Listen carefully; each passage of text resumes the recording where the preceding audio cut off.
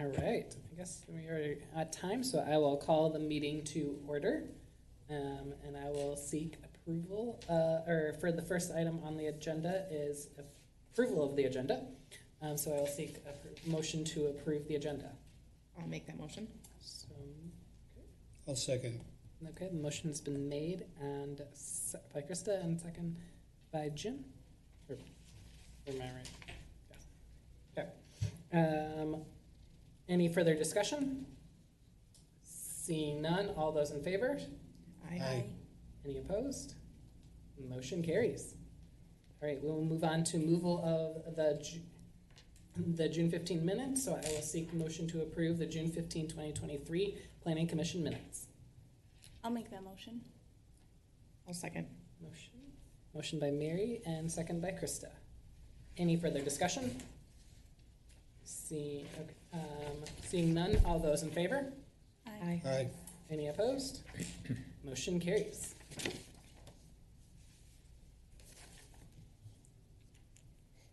All right, so next we will move on to our first item in the agenda, which is a public hearing for sidewalk cafe ordinance. So we will now open the public hearing. Those wishing to address the Planning Commission should come forward and state their name and address for the record. After all comments are received, the public hearing will be closed. No further comments on the issue will be received at this meeting. So I guess we're officially open then. Okay.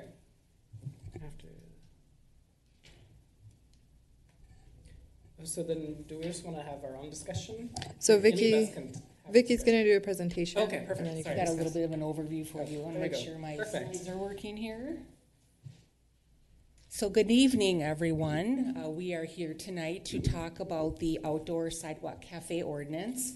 And this ordinance was actually adopted back in 2018. And over the course of time, we have found that there have been some pieces of the ordinance that were maybe confusing and wasn't as clear as we thought they should be. So we thought this was a great opportunity to go ahead and review the ordinance. So that's what we ended up doing. And as part of that, we changed the definition of what the actual outdoor sidewalk cafe is. And I already heard some discussion earlier about what are we talking about when we're talking about this outdoor sidewalk cafe. So the actual definition is, and here's the markup of what it was and what we changed it to, but it is an outdoor sidewalk cafe shall mean a seating area with one or more tables and chairs on a public sidewalk adjacent to a permitted use where food and or beverages are sold and served to customers for on-site consumption from the business operating such permitted use. And you will see the picture there if you recognize that. It is of the outdoor sidewalk cafe that is at Harvey's Bar and Grill. And currently that is the only permit that we do have, or the license that we have for the outdoor sidewalk cafe at this time. But also we wanted to update the ordinance in preparation for when we get different applications in to make the process a little bit easier. So in doing that, what we ended up doing was looking at the entire ordinance, and as I already mentioned, we updated the definition. At the same time, we added a purpose for allowing the outdoor sidewalk cafe and identifying when a license was actually required and where it is allowed. We clarified the required information on the application, the process for review, and the conditions for approval. That was really where we saw some of the confusion and some of the questions that were coming in. So we really tried to detail that. We also identified the criteria and the performance requirements used in the approval process. And then we detailed the inspection and enforcement criteria. When we were looking at this, then our city attorney said, well, as long as you're making these changes to the ordinance, it probably makes sense at this time to move the existing regulations from Chapter 50 zoning into Chapter 10, which is businesses. It just makes sense to do that. So that's really the reason I have this highlighted, and that's really the reason we're here this evening, to have this public hearing because of that change to the zoning ordinance. So that is what we were asking you to take a look at this evening. So what do we have to have happen? Just to give you a little bit of background, the City Council reviewed the draft ordinance that you had in your packet for tonight at their June 26th, 2023 work session, and they provided feedback, and those changes were put into the draft that you see tonight. The next step is, in updating this ordinance, is to actually hold this public hearing tonight before the Planning Commission, which is why I mentioned this is required since we are making a change to the zoning ordinance. And what we would be asking you to do tonight after the public hearing, if we have any public comments, to make then a recommendation to the City Council, who can then consider final adoption of the ordinance at their next City Council meeting. So that's what we would be looking for this evening, and I would be happy to answer any questions that you may have. So I don't know if you have any questions for me? Do we want to, I have one quick question related to the public hearing portion of this. With a lot of public hearings, there's a notice that goes out. What was the notice criteria for this one, besides like published in the paper? What was the direct notice? Do you want to take that one? I don't know that there was any additional mailing required, but it was published in the paper, and then we also took the steps to send out a copy of the public hearing notice with the draft ordinance to some of the local businesses that had either inquired in the past or actually had the license at this time, just to make them aware that we were making these changes. And if they wanted to come tonight and express any concerns or ask any additional questions, we took that additional step. But that was not required to do that. Yep. So that's a little different than typical zoning applications. So things like rezoning, preliminary plat, state statutes sets those requirements. So for an ordinance change, we just have to publish in the paper. Where some land use public hearings have some additional requirements by state statute. Got it. That makes sense. Has any other businesses indicated any interest in? We have had some inquiries, but they did not meet the requirements for what is identified in the criteria, meaning they maybe didn't have enough room to allow for the 5 feet off the curb and those types of things, or they actually submitted the application and then they maybe changed their mind, because there are some pieces that go into the application. One of the things, if you noted, in the actual ordinance, they have to redo their SAC and WAC charges, meaning that could actually add additional costs for them depending upon what that comes in at. So there's a lot of pieces that come into it. And so we've had some questions, and yes, we've had some applications, and people have changed their mind, or maybe they didn't meet the criteria. But also the other reason that we wanted to update it is, again, into the future, are we going to have other applications as the city, continues to grow, the downtown changes, what would allow for opportunities to have outdoor sidewalk cafes? So we want to be prepared. Now, you also require $1 million insurance. For the insurance, Is that in there now? yes, Okay. And Yes. change to your liquor license to account for it as well. correct. If they, like in the example of Harvey's, where they have extended that and they're serving alcohol, they have to make the changes to their existing liquor license. So that's all in the application form. So if they wouldn't meet that criteria, then they couldn't do that either. So Now, another quick, has any residents ever complained about Harvey's? I am not aware that we've had any complaints. And if we did have any complaints, the ordinance allows the city then to go and we would review, are they meeting all of the criteria that the ordinance identifies? And if not, then we would follow that process. So. Got it. Seeing nobody for public hearing, maybe we'll close the public hearing and then move into commissioner questions. So I will ask for a motion to close the public hearing. Why don't we just leave it open a Leave it little? open? Okay. I mean, That's fair. we can have our own Yeah, discussion without. let's come back to that then. Just in Okay. case somebody. Yeah.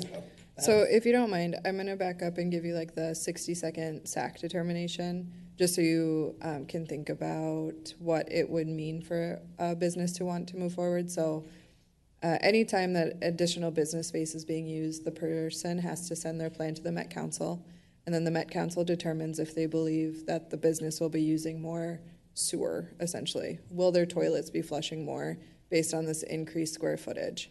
So adding additional space outside makes their business larger, allows for tables and chairs. So when Vicki said that a SAC determination needs to be done, if it's determined that they would be using another SAC unit, they would need to pay the Met Council fee, which is about $2,500, and then the city fee, which is about $9,000.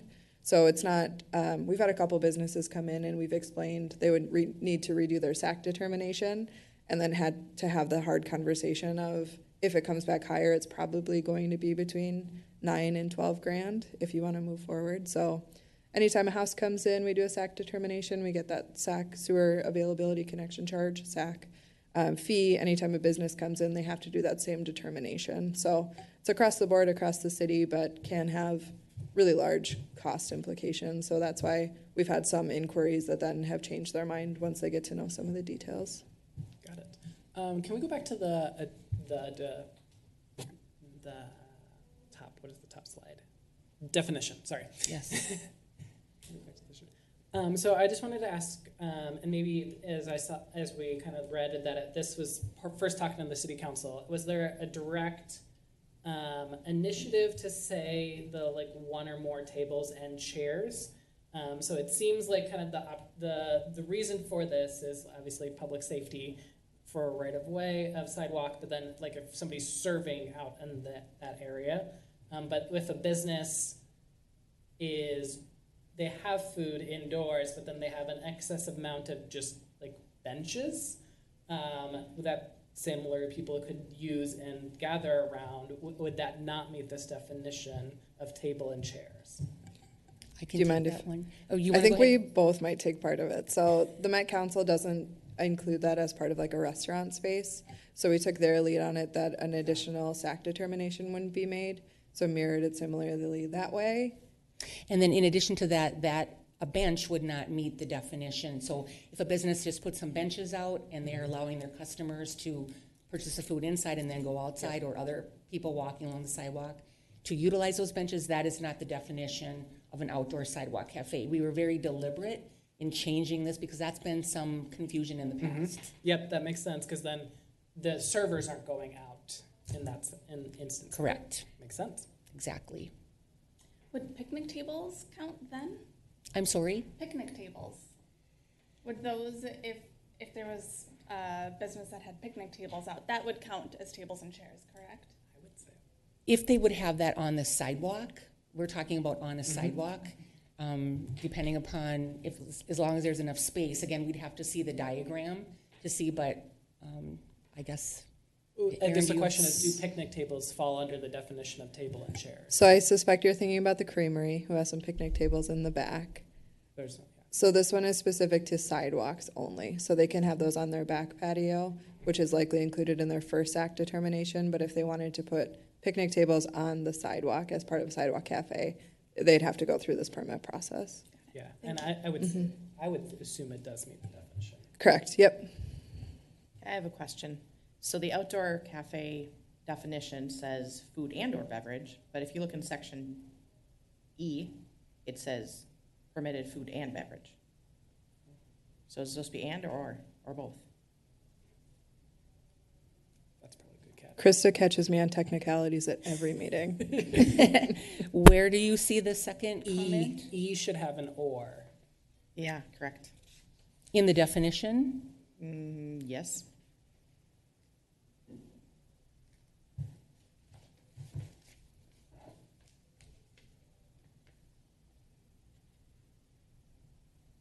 Oh, I see the double, but the or is double underlined.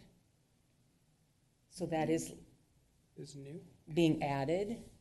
I guess I might be missing something. I'm not understanding the question. So do you have a copy of the ordinance available to post on the screens? I have,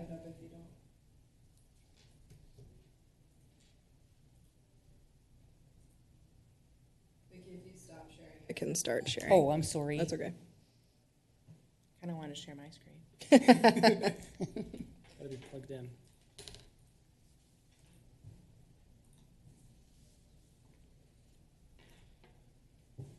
So in E, so 2E, where it starts the double underscore, for permitted food and beverage. Oh, so and or. should be at And that or location. to Got it. match with your outdoor sidewalk cafe definition. Yep. Thank you for clarifying that. No no other technicalities in the document. I found. Dang, I usually have several. We always appreciate the comments on that as well. Other questions? Anybody?